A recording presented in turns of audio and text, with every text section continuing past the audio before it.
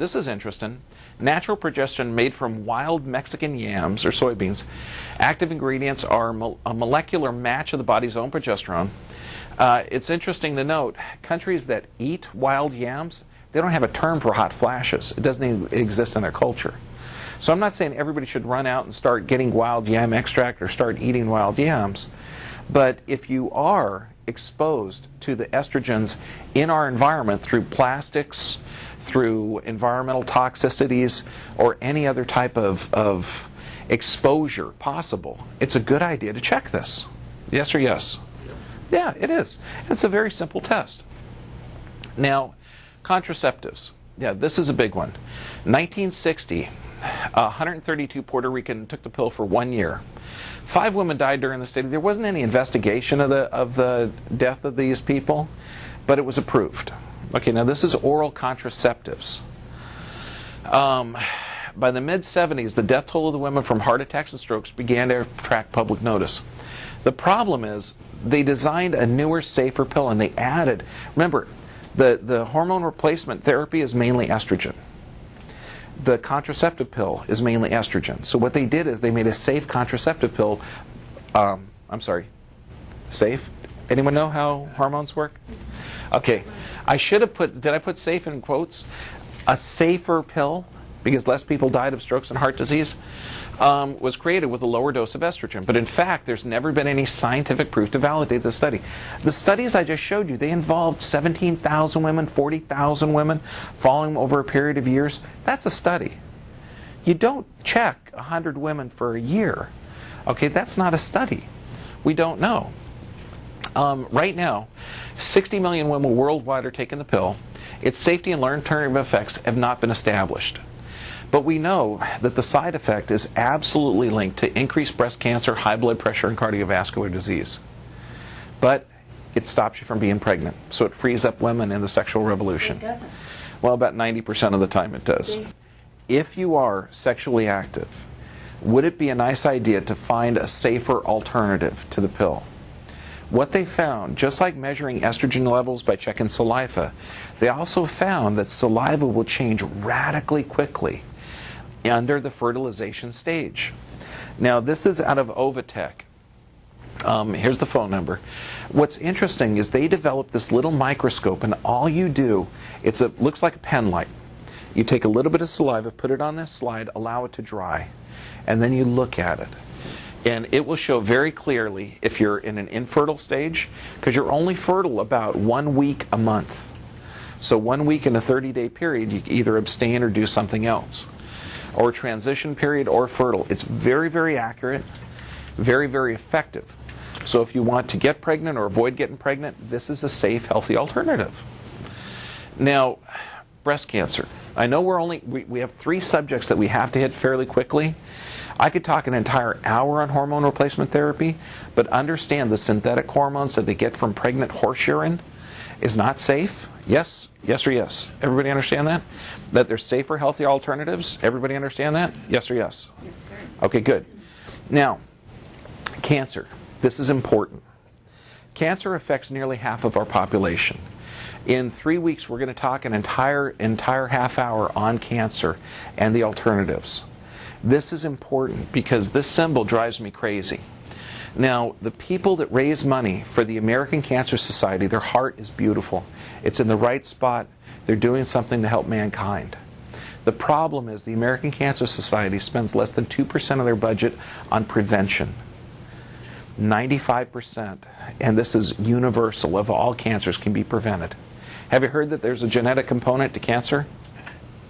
Okay, yeah, that's not true. 98% of the time, cancer is the first occurrence. So what they should be spending is 90% of their money, not on the chemotherapy industry in this country, because it is an industry. We spend over $100 billion a year on chemotherapy and cancer. Let's just call it the cancer industry. Because how effective is it? Well, first off, understand that for 50 years, we've been trying to find the virus or bacteria that causes cancer. For 50 years, we've been trying to find it. Now, and how is it diagnosed? First off, have you ever heard of a mammogram? That's what colostrum test? Okay, yeah. Now, is that good science or not good science? It found my cancer. Well, let's find out. Let's find out. Okay. They don't do it. First off, researchers in Denmark, and again, look at the numbers of these studies. Studied 500,000 women to determine the results of breast cancer screening programs. They found that for every one woman helped by this screening, 10 were harmed through false diagnosis and unnecessary treatments that devastated their health. Helped one, harmed 10. Let's look at the quote. This is brilliant. The quote by the guy that directed the study: what seems like good and obvious advice in everyday life is not always scientifically or medically sound. So we might say there's a benefit of a 1, but a harm for 10. Let's look at another study. This is at a Lancet. Remember, British Medical Journal and Lancet don't take drug advertisements. So if you're getting information, it's really nice. I'm not saying the other ones are inaccurate, but some of the studies may be skewed. Mammograms actually cause more deaths than they prevent.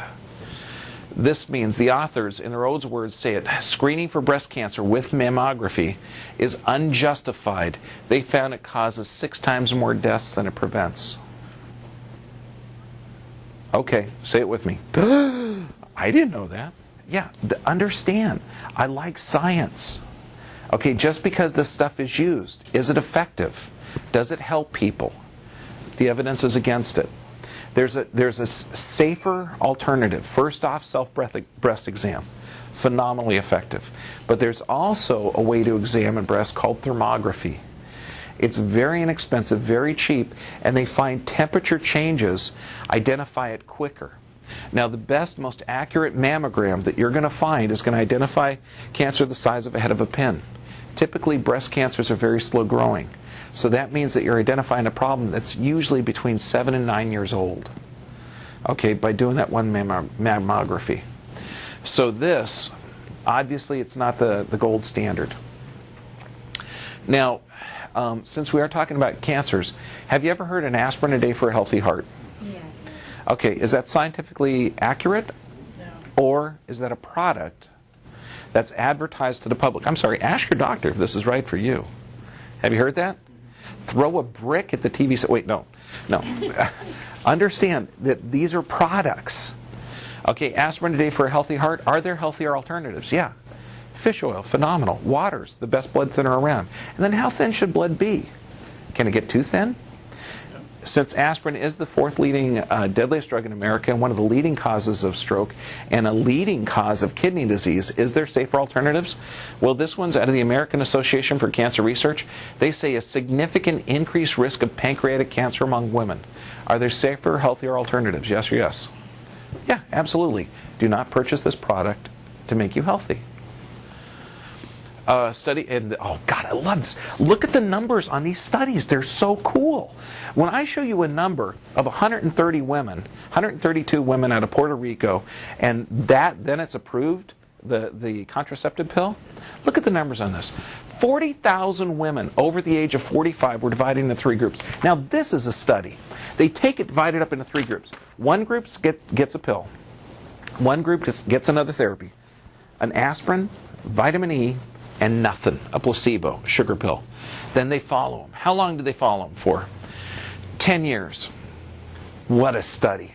How'd you like to do that with Gardasil, a vaccination that's been pulled off the shelves now in Spain? Okay, they're starting to find out there's more. We're going to talk about Gardasil later. The vitamin E group, now this is after 10 years, showed over the age of 60 had 50% lower risk of dying from heart disease compared to the other 2. Vitamin E, 50% lower. If we had a drug that would do that, would that be popular? Yep. Oh my gosh. Okay. Heart attack was also lowered by 35% in this group. Brilliant. Vitamin E. I like that.